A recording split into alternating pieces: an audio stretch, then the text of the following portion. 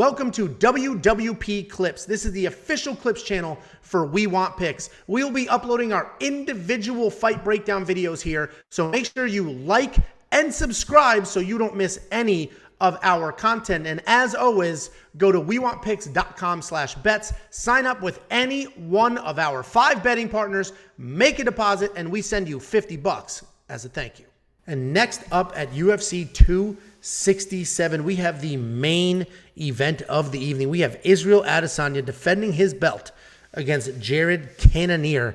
Israel Adesanya is 22-1 overall, 4-1 in his last 5, with that lone loss being to Jan Blachowicz when he went up to light heavyweight to try to take that belt. Jared Cannonier is 15-5 overall, 4-1 in his last 5, with that loss being to Robert Whittaker almost 2 years ago. And Israel Adesanya is working his way towards middleweight GOAT. He's not there yet. Anderson Silva is still steadily holding that position, but a couple more wins in a row, and all of a sudden Israel Adesanya is in that conversation. And he's obviously an amazing kickboxer who at middleweight looks almost unbeatable. He times his shots really well, and he's a great counter striker with a good chin. He will literally roll his shoulders and bob his head while his opponents throw a ton of punches at his head. Almost nothing lands, and he quickly fires back with short hooks and straights. His takedown defense is solid at 77%, but Whittaker, Jan, and Marvin Vettori were all able to take him down multiple times. Jared Cannonier is a very powerful and incredible leg-kicking fighter. And it's a weird thing to say, leg-kicking fighter, but he has very solid leg kicks when he uses them. He switches from southpaw to orthodox, and he throws those kicks from both sides. He has okay grappling, but it's mostly defensive. He's massive for the weight class, and that's because he started his career at heavyweight, and then he worked his way down to middleweight. If he ends up on top, which is where I think he'll want to be in this fight, he has a ton of power and pressure, and he's impossible to get out from underneath. He's coming off a second-round knockout over Derek Brunson, where he did give up 3 takedowns, but he stayed composed, and he ended up putting him away. And this is a really interesting fight because it's a clash of the striking styles. Jared with that big power versus Izzy with the clean and versatile technique. And we've never seen Izzy have trouble with power in the UFC, but we do know he was knocked out by Alex Pereira in a kickboxing match.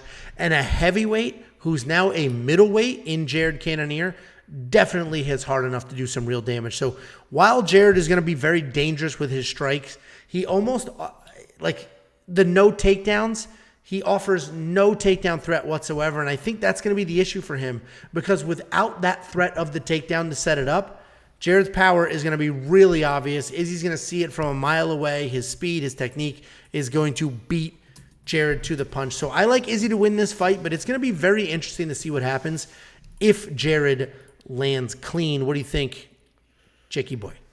Yeah, this is almost a I don't want to say a tailor-made fight for Izzy. And Cannonier, that's no disrespect to Cannonier. He definitely earned his shot to get here, and I'm glad that he's able to get this opportunity. And he does have, if anyone has a puncher's chance in a fight, it's definitely Jared Cannonier. So I don't want to say he doesn't have any chance because obviously with those 4-ounce gloves and somebody that punches like him definitely has a chance in the fight, but it's not the power punchers that are going to beat Izzy. If you try to come in and just knock out Izzy, it's not going to work, right? He's too gifted and too long and too good with his footwork and able to counter and slip shots. You can't hit him clean.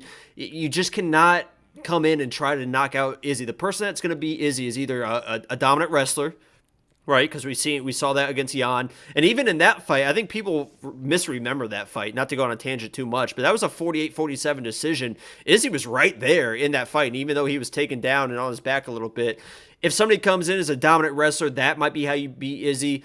Or if you're just kind of a volume striker. I mean, Robert Whittaker has been close a couple times. I think Robert beat him last fight, yeah. Right, and it wasn't with Robert's power. It was just the 3 to 4 punch combos, keeping him against the fence and punishing him against the fence, not with big power, but just with combinations and volume and volume and volume.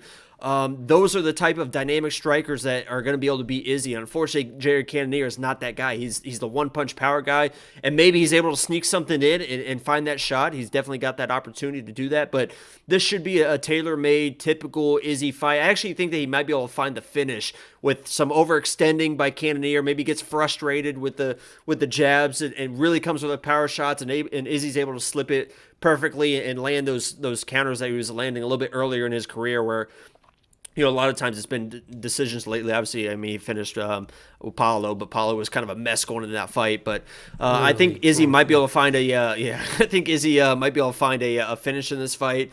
Cannonier's got the puncher's chance, but this should be an Izzy play all the way. Yeah, I think we're on the same side here. I do want to see Izzy get cracked. I just want to see. Maybe his chin holds up. Maybe I just want to see him get absolutely cracked so that we'll know. Right? Because if he gets cracked and it's not a big deal, it's like, okay, well, power doesn't matter. You'll see that against Pereira here this time next year. Him and Pereira for the title. I hope we get that. Don't you hope you get that? I would prefer that over Sean Strickland because I think he lights up Sean Strickland. Anyway, right. We're sticking to this fight. DraftKings 9,400 to 68. I got to look at Izzy and how well he's scoring because I don't know if he stops Jared Cannonier.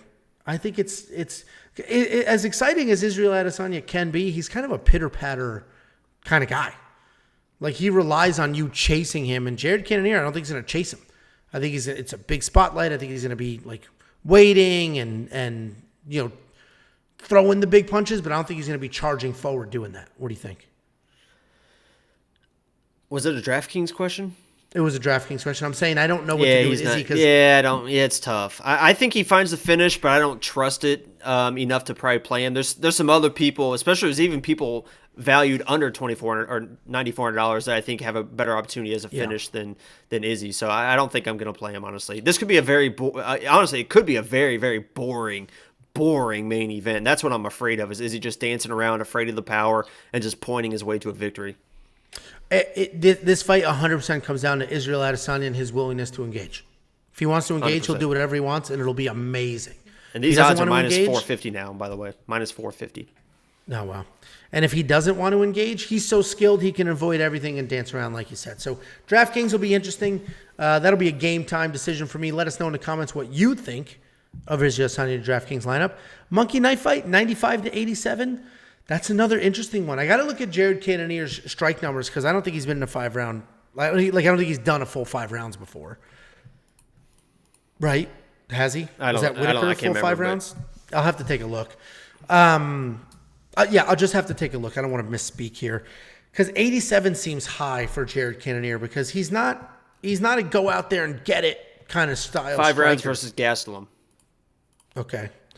Yeah, so we'll take a look and check that out. But Monkey Knife Fight strike line, it's probably a more because I do think it goes to a decision. And keep in mind, this is 5 rounds, not 3. It was 91 strikes, just so you know. 91 strikes he landed, total strikes versus Gastelum in 5 rounds. Yeah, and Gastelum's definitely more willing to engage than Izzy will be, for sure. Gastelum will throw the fuck down, man. No, 100%. And Israel, like I said, he could just avoid whatever he wants whenever he wants to. So it'll be interesting. We'll see what happens. But I still do think it's probably a more because I do think it goes to a decision. And I think it's mostly a striking match. Unless Jared, watch the Jan fight. Now everybody thinks they can take Izzy down. So go to WeWantPicks.com/bets. Sign up. Make a deposit. We send you $50 as a thank you. It's literally that easy. You go there. We have 5 partners. They all offer their own promos, their own matches.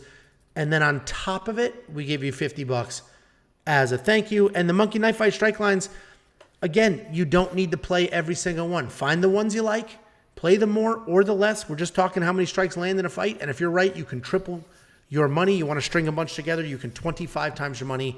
And you can put these guys in Knockout Kings. That's WeWantPicks.com/MKF, and they will instantly match your deposit. Jakey boy, any parting words? We flexed up to 200 people watching this live. Any parting words to the very supportive live chat? Yeah, I will say not too supportive because nobody's liking the stream. Please like the stream if you haven't. If you guys are new, make sure you subscribe. Make sure you become a member too. We gave away $50 to a member. There was a bunch of you. If you guys were in here, scroll up because your name might have been called at the beginning of the stream and you missed out on $50 because you're not a member. Tune in for the Lock of the Week video, loss of the week video on Wednesday to find out who Easy Money is. If you want to fade my lock, find out Wednesday and you guys can make millions because I'm on a dud of a streak. 4 losses in a row, 3 first-round finishes. Down bad. But we're feeling confident this week, Angelo. Real confident. I am. Well, and at least we flipped the giveaway. So even if you're wrong, somebody makes some money. So thanks, guys, for hanging out. We appreciate it. Don't forget to join our free Discord. We have a Discord server that costs nothing. We don't charge for that stuff. There's a link in the description. Hop in there. Continue these arguments there. Share your picks in the free Discord. Follow us on all the socials, and we'll see you guys on Saturday for all the things. See ya.